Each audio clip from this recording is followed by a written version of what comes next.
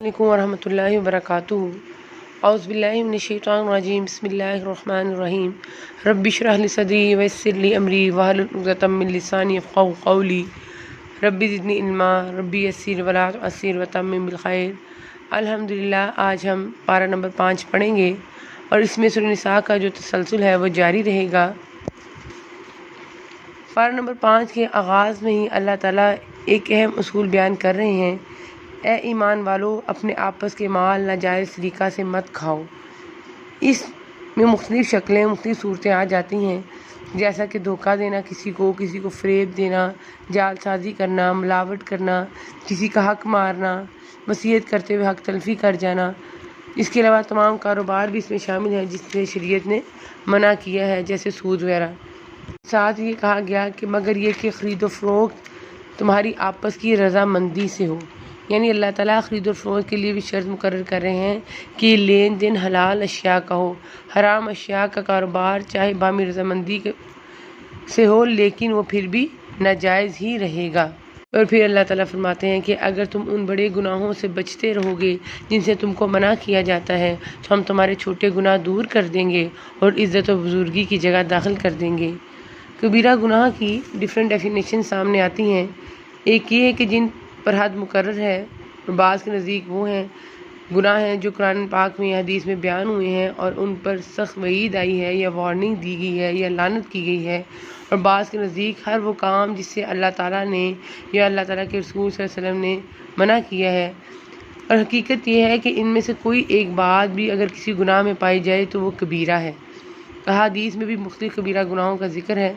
यहाँ ये असूल बयान किया गया है कि जो मुसलमान कबीरा गुनाहों मसलन शिर्क, वालिदैन की नाफरमानी, झूठ वगैरह से बचेगा तो हम उसके सगीरा गुनाह जो हैं वो माफ़ कर देंगे।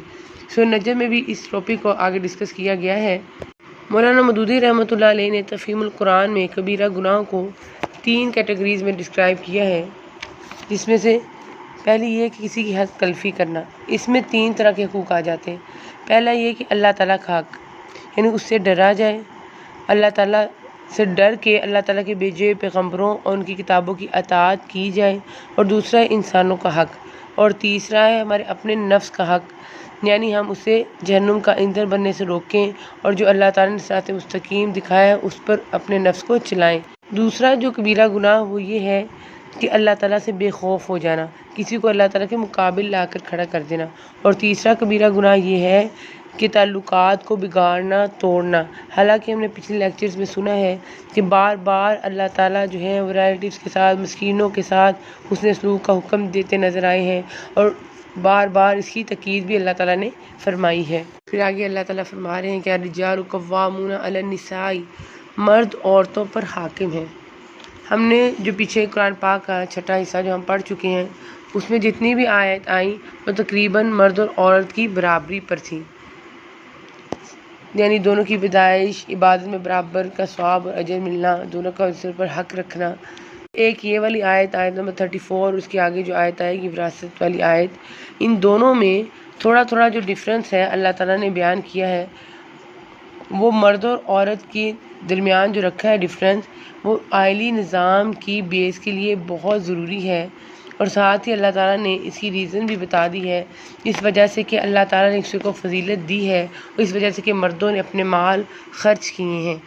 इस आयत में मर्द की हाकमियत और क़वामियत की 2 रीज़न्स बयान की गई हैं। एक है वहबी, जो मर्दाना क़ुव्वत और दिमागी सलाहियत है, इसमें औरत से जो मर्द है खल्क़ी तौर पर मुमताज़ है। दूसरी वजह कस्बी है, जिसका मुकल्लफ शरीयत ने मर्द को बनाया है और औरत को उसकी फितरी कमज़ोरी और मखसूस तालीमात की वजह से जिन्हें इस्लाम ने औरत की इफ़्फ़त व हया और उसके तक़द्दुस के तहफ़्फ़ुज़ के लिए ज़रूरी करार दिया है। औरत को माशी जो झमेले हैं, माशी जो मुश्किलात हैं, परेशानियाँ हैं, उनसे दूर रखा है। कह रहे हैं कि बस क्या हाल होगा जिस वक्त कि हर उम्मत में से एक गवाह हम लाएंगे और आपको इन लोगों पर गवाह बना कर लाएंगे।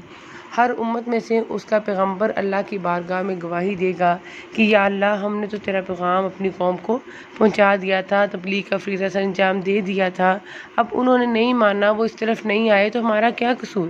پھر ان سب پر نبی کریم صلی اللہ علیہ وسلم گواہی دیں گے کہ یا اللہ، یہ سچے ہیں۔ آپ صلی اللہ علیہ وسلم یہ گواہی اس قرآن پاک کی وجہ سے دیں گے جو آپ صلی اللہ علیہ وسلم پر نازل ہوا، جس میں گزشتہ انبیاء اور ان کی قوموں کی سرگزشت بھی حسب ضرورت بیان کی گئی ہے۔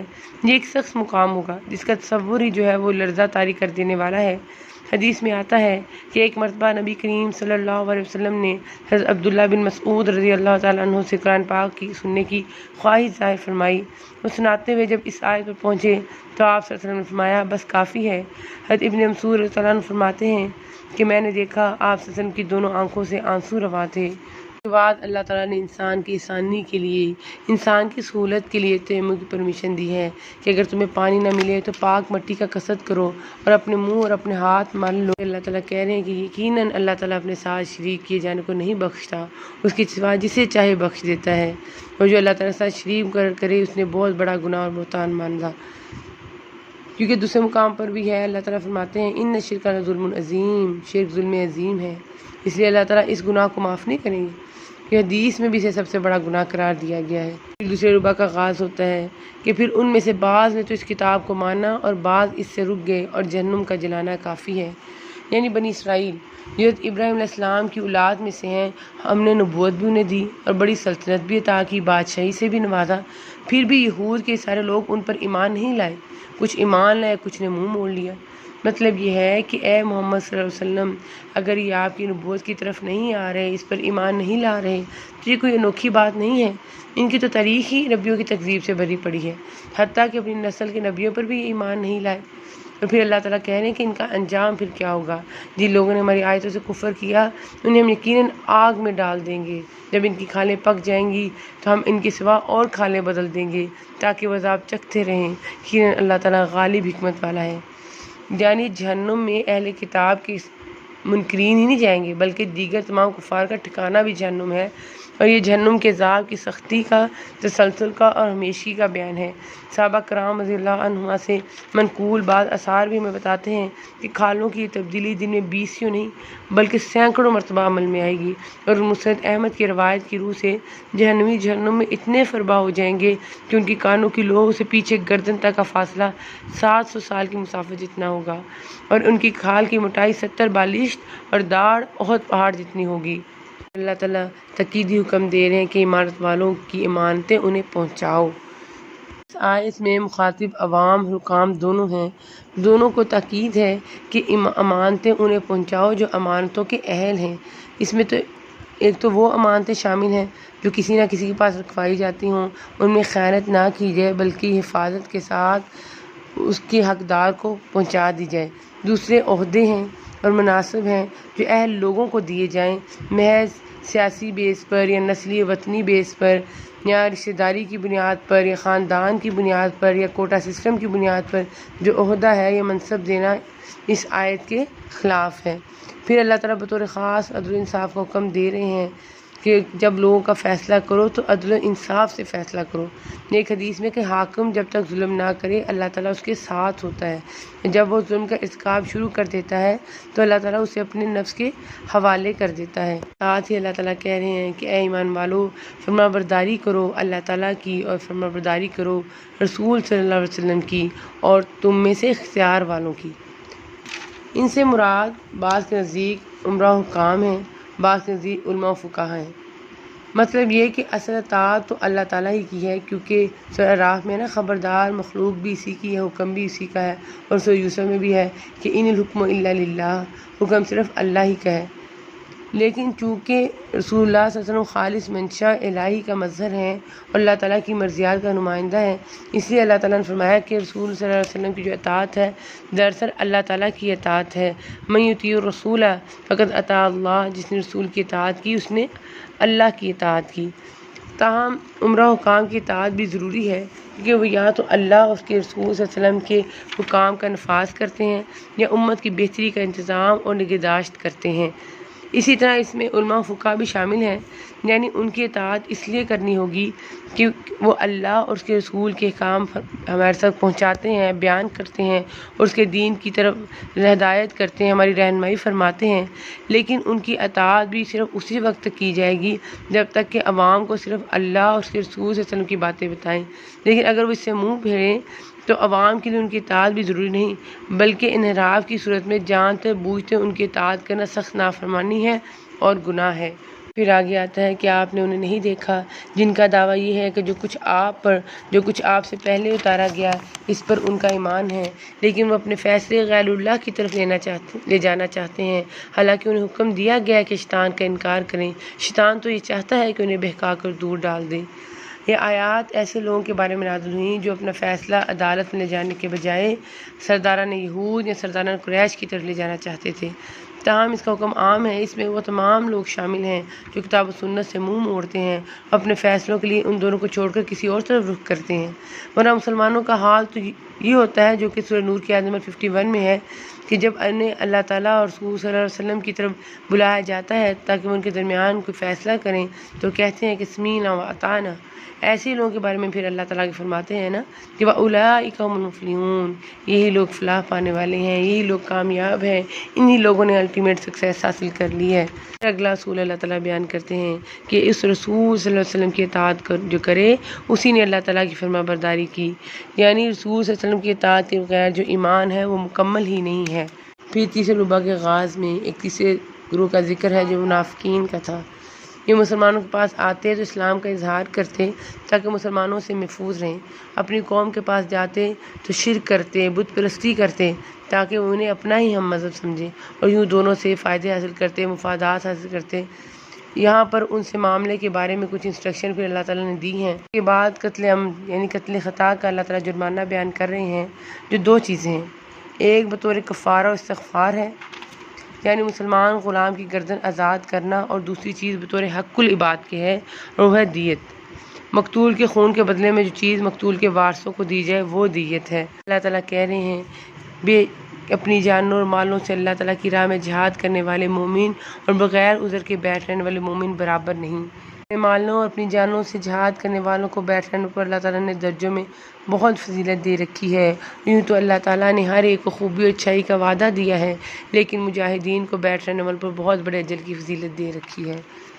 جب یہ آیت نازل ہوئی کہ اللہ کی راہ میں جہاد کرنے والے اور گھروں میں بیٹھنے والے جو ہیں وہ یکساں نہیں ہیں، برابر نہیں ہیں، تو عبداللہ بن ام مکتوم رضی اللہ تعالیٰ عنہ نبینہ صحابی تھے، انہوں نے عرض کی کہ ہم تو معذور ہیں جس کی وجہ سے ہم جہاد میں حصہ لینے سے محروم ہیں۔ مطلب یہ تھا کہ گھر میں بیٹھ رہنے کی وجہ سے جہاد میں حصہ لینے والوں کے برابر ہم تو اجر و ثواب حاصل نہیں کر سکیں گے، حالانکہ ہمارا گھر میں بیٹھ رہنا بطور شوق نہیں ہے یا جان کی حفاظت کے لیے نہیں ہے، بلکہ عذر شرعی کی وجہ سے ہے۔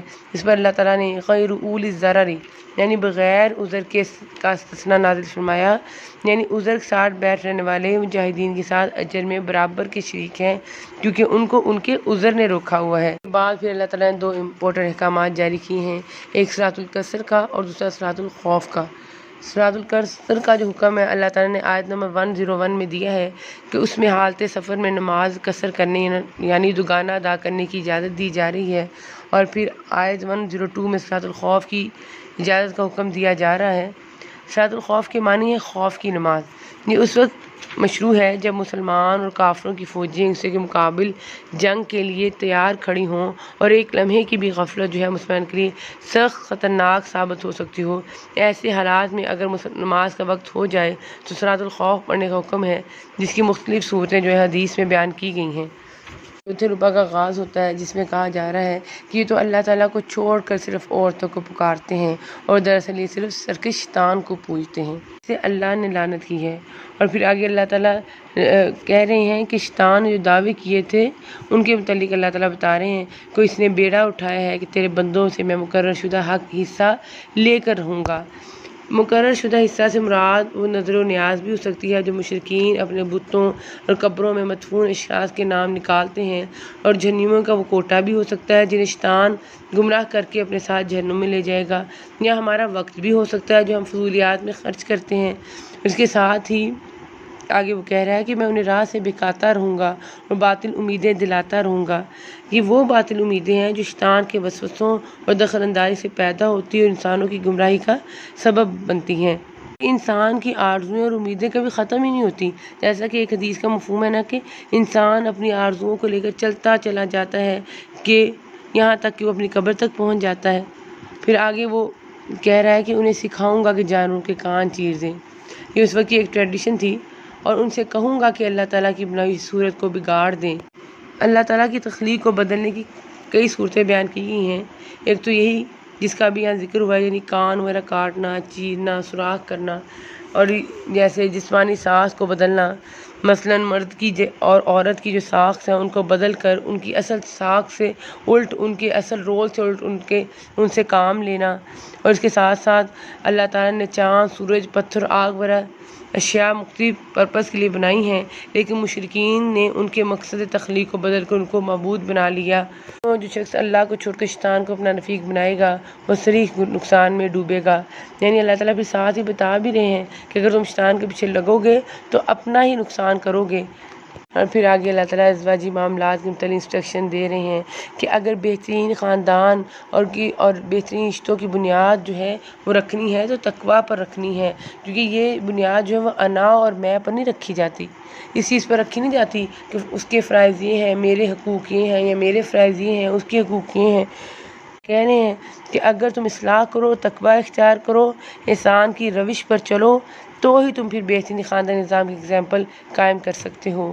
اللہ تعالیٰ نے اس سلسلے میں بہت سارے احکامات جو ہیں بیان کیے ہیں، لیکن ان کے ساتھ ساتھ بار بار اللہ تعالیٰ نے تقویٰ کو اپنانے پر بہت زور دیا ہے کہ اگر خدا خوفی نہیں رکھو گے تو جو سارے کے سارے پرنسپلز جو ہیں، یہ سارے کے سارے جو انسٹرکشنز ہیں، یہ دھری کی دھری ہی رہ جائیں گی۔ اللہ تعالیٰ اہل ایمان سے مخاطب ہو کر فرماتے ہیں، اے ایمان والو، عدل و انصاف پر مضبوطی سے جم جانے والے اور خوشنودی اللہ تعالیٰ کی خوشنودی کے لیے سچی گواہی دینے والے بن جاؤ۔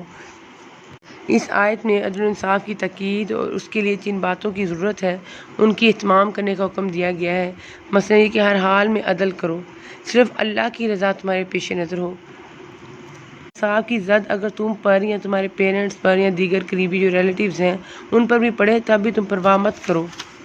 کسی مالدار کی اس کی مالداری کی وجہ سے رعایت نہ کرو، کسی تنگ دست کے فقر سے خوف مت کھاؤ، کیونکہ وہی جانتا ہے کہ ان دونوں کی بہتری کس میں ہے۔ فیصلے میں خواہش نفس، عصبیت اور دشمنی آڑے نہیں آنی چاہیے، بلکہ ان سب کو نظر انداز کر کے بے لاگ عدل کرو۔ عدل کا اہتمام یہ جس سوسائٹی میں ہوگا وہاں امن و سکون اور اللہ تعالیٰ کی رحمتوں کی طرف سے رحمتوں اور برکتوں کا پھر نزول ہوگا۔ آخر میں آج کی دعا دیکھ لیتے ہیں جو کہ سورۃ آل عمران کی آیت نمبر 193 اور 194 میں ہے۔ اللہ تعالیٰ سے دعا ہے کہ اللہ تعالیٰ ہمارے گناہوں سے درگزر فرما کر ہمیں قیامت کے دن بہترین مقام عطا فرمائے۔ وآخر دعوانا ان الحمد للہ رب العالمین۔